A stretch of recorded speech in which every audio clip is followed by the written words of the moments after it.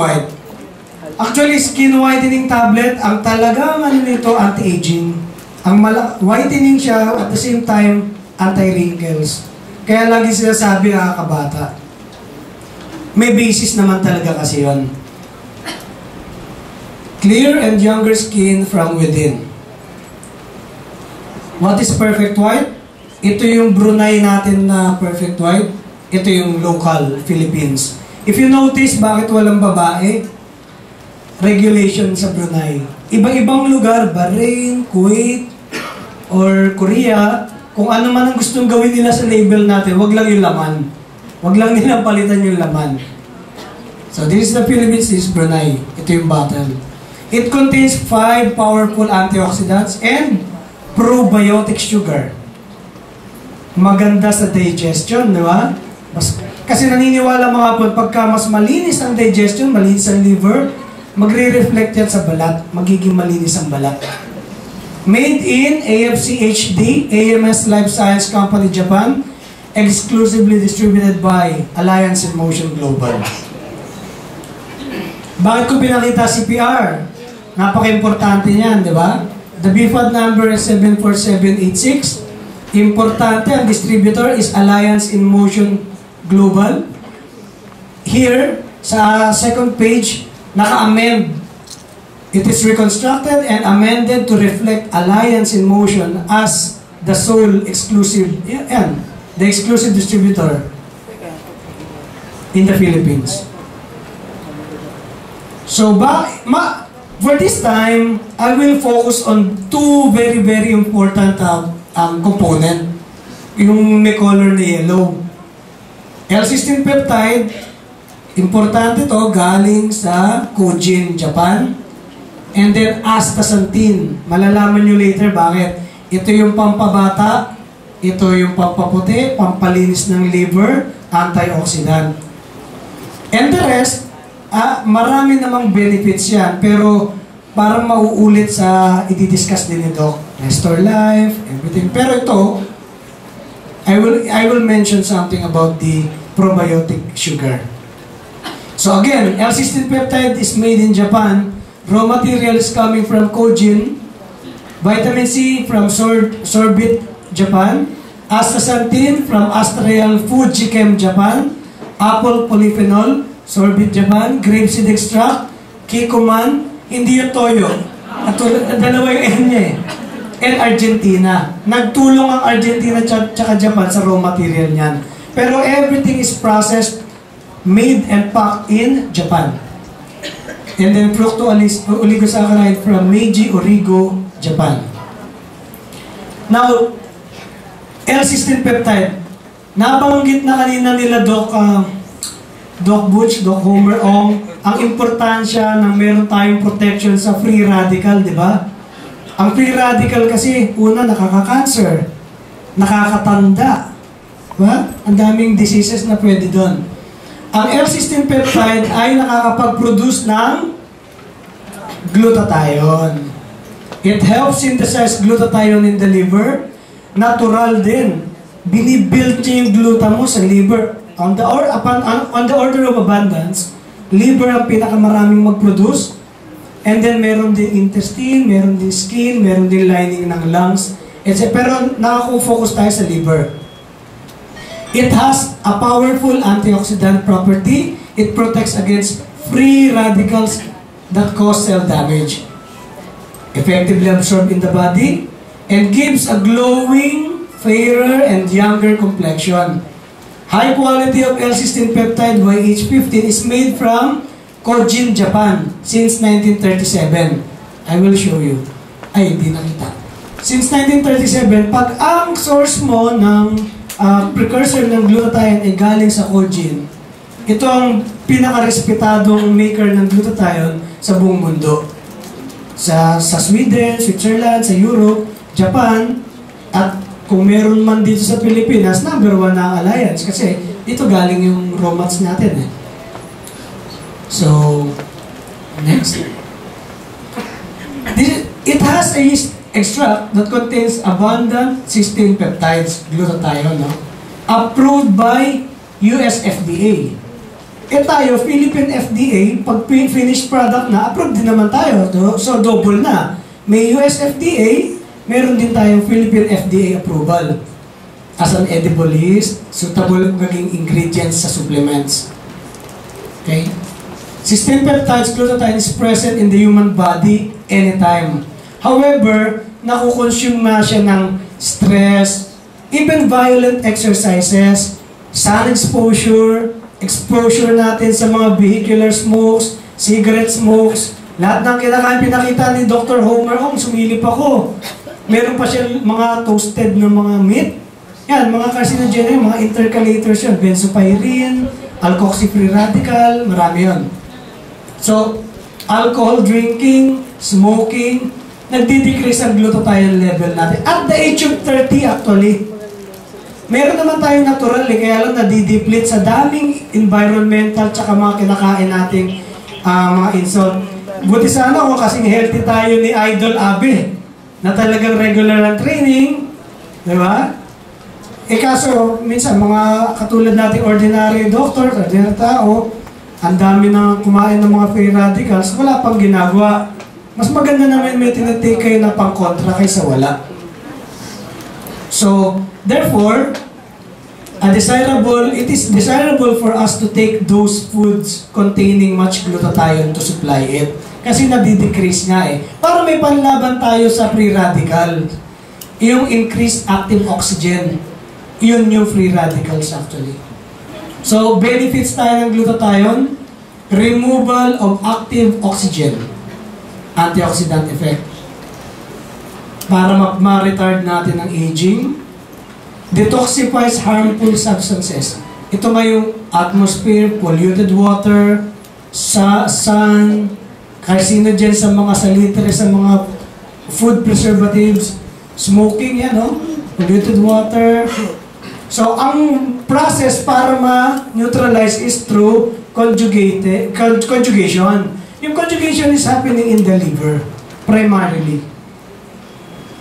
Protection of the liver. Yung mga tao rito na tumataas ang, mataas ang SGOT ko, SGPT ko, yung mga liver enzymes. Kapag nagkukonsume kayo ng tamang cysteine peptide na present sa Perfect White, nalo-lower yung SGOT, SGPT. Pati ang pag-detoxify, even sa alcohol. Kasi minsan hindi maiwasan, may iinom sa atin dito, may birthday, o talagang umiinom. So, ang acetic acid, ang final product na harmless. Ang acetaldehyde, yung nakakapag-cause ng hangover, yun yung nadidegrade niya in the liver. Beautiful skin effect. Nabanggit naman ni Doc kanina, ni Doc Butch, yung pagbablock sa enzyme na tyrosine kinase. Para ang napoproduce na pigment na melanin ay mas malabnaw, mas mapusyaw kaysa dun sa darker melanin. Ito yun. Mamaya ipakita ko. Ito, hindi ko na masyadong i-discuss. This is made in, this studies, clinical trial, gawa sa Murcia, Spain. Na ganun lang din naman ang sinasabi, kahit nasa Spain ka pa, nasa Japan ka, nasa US ka, na kapag mataas ang level ng cysteine mo sa katawan, na iniinom, sa Perfect White natin, may increase mo yung glutathione level sa liver, ito yung nakakapag-produce ng yung melanogenesis niya, yung melanin pigment niya mas malabnaw kumpara doon sa mas darker. Kasi, ang napoproduce niya is pheomelanins.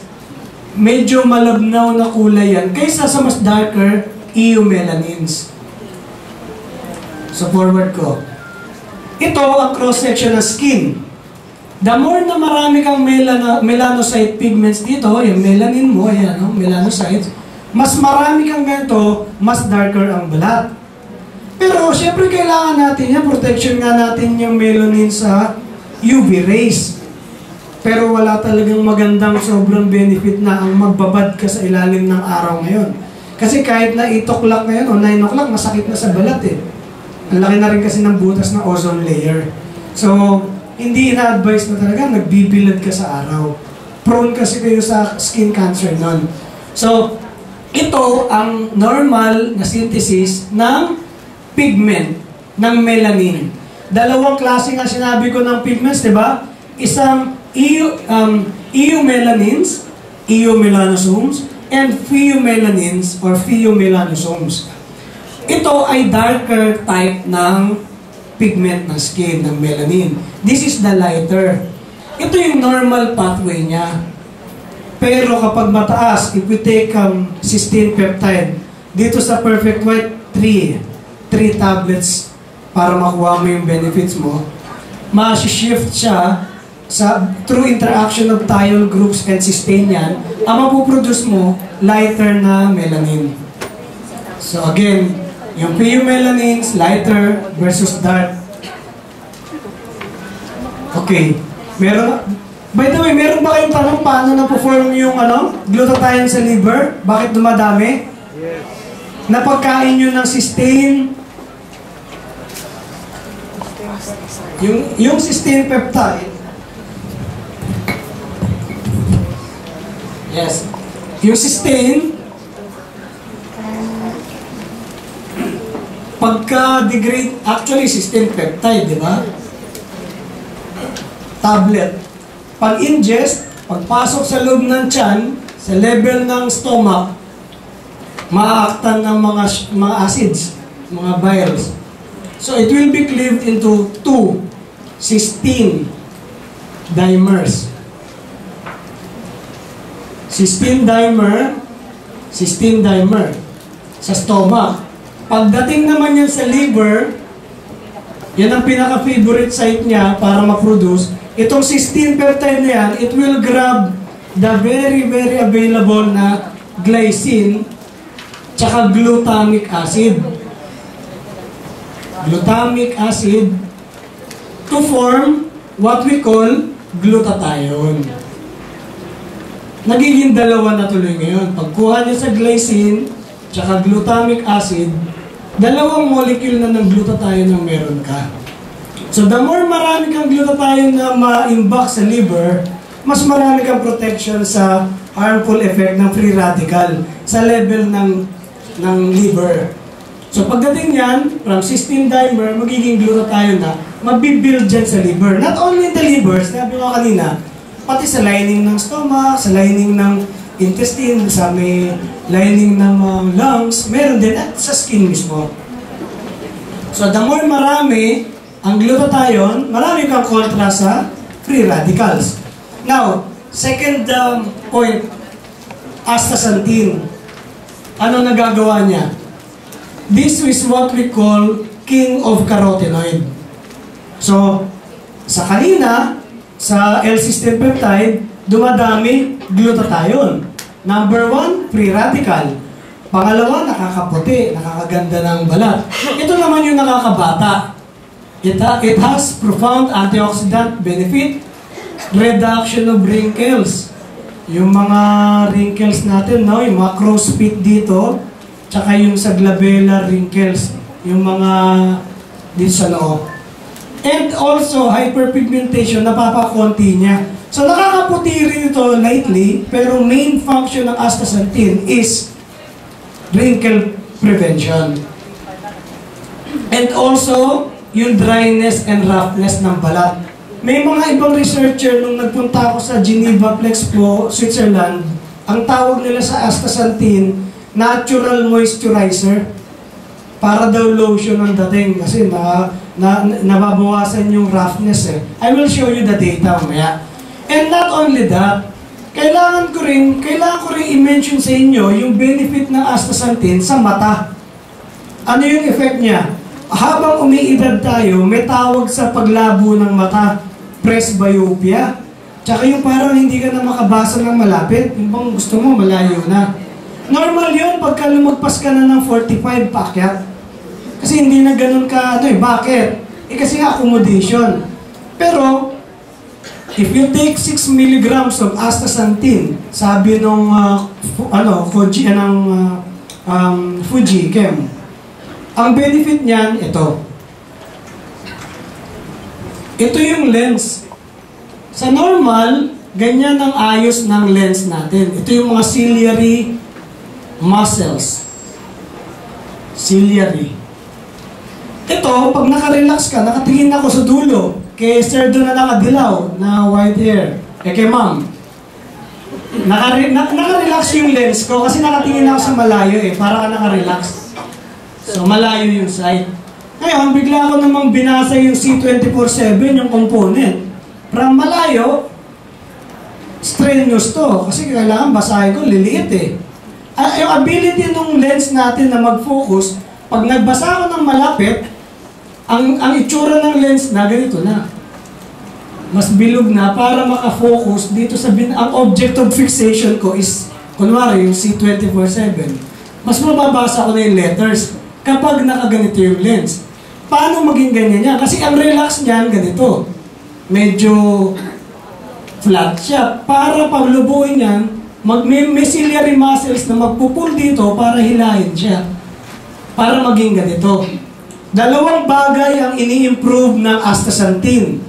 Number 1, yung ciliary muscle pull na napapaganito niya para makapagbasa ka ng maikli.